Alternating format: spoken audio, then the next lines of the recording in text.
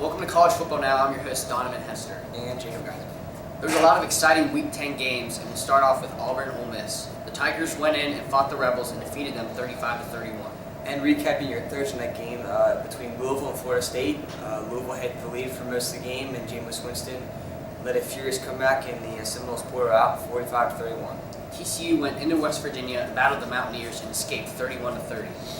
And your nation's #1 ranked team, Mississippi State, came out unscathed against the Arkansas Razorbacks, pulling out a 17-10 win.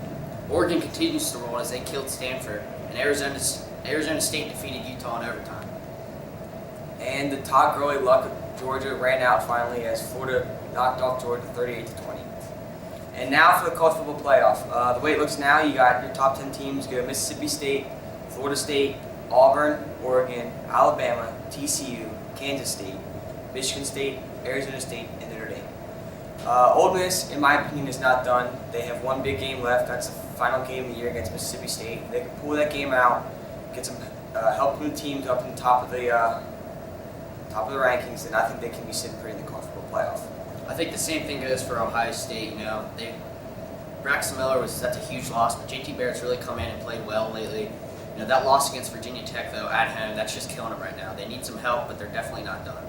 And the Oregon Ducks are definitely rolling. They're looking like, in my opinion, one of the hottest teams in college football right now.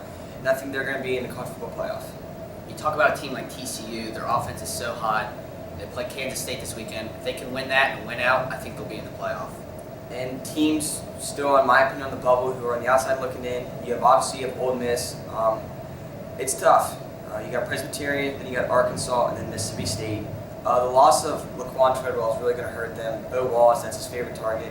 I think that's going to hurt the Rebels the rest of the year, but we'll see how it goes. And then TCU, this week's game against Kansas State's a big one between the 6 and 7 teams. Winner of that game is probably the most likely team to go on the college football playoff. But if TCU wins, they have the 3 popcake teams in the Big 12 with Kansas, Texas, and Iowa State. And Ohio State and Michigan State also play this weekend, and that's a huge game. And your Week 11 preview. We'll start with the Notre Dame Fighting Irish and the Arizona State Sun Devils. Both teams looking really good this year. Notre Dame on the road. The last game against Florida State on the road didn't really go so well. The officiating at the end of the game was rather questionable.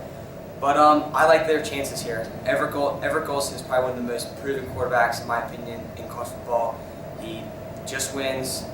He's just as good as Jameis Winston with that record. I mean, he has 1 loss as starting quarterback with the Fighting Irish. So I think they go down there and board a W and stay alive.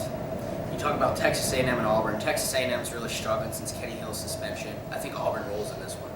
And then Alabama at LSU. LSU took Ole Miss down a couple weeks ago down in Baton Rouge, and I don't think it's going to happen this week with Alabama. I think Blake Sims is a very good quarterback for the fact that he hasn't really had playing time. Lane Kiffin's offense is really working well. Nick Saban's Nick Saban, so I think Alabama walks out of that game with a win, and they're sitting pretty, and I think they'll be in the college football playoff. In that final game, Ohio State and Michigan State, it's put up or shut up time for both of these teams. That tough Spartan defense. We'll see how Barrett faces them. All right, now wrap it up for college football now, and we will see you later in December. Eric Thompson and Michael McGregor. Pierre Crawford.